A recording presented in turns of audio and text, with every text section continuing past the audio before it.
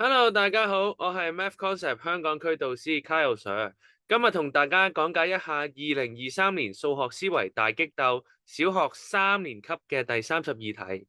呢題喺上年只係有11.3% 嘅小朋友答啱，都係一啲好難同埋好經典嘅題目嚟嘅。好，我哋而家開始啦。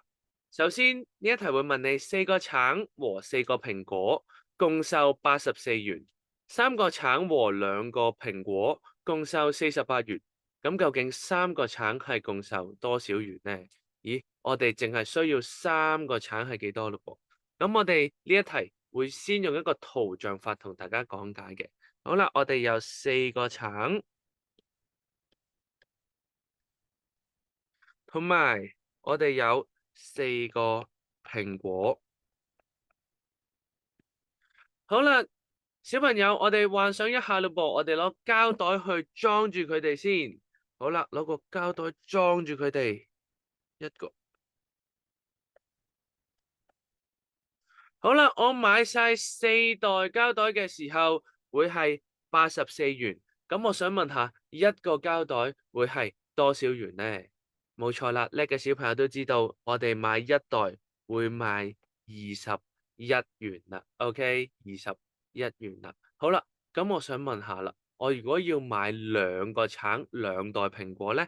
冇錯啦，會係42元啦。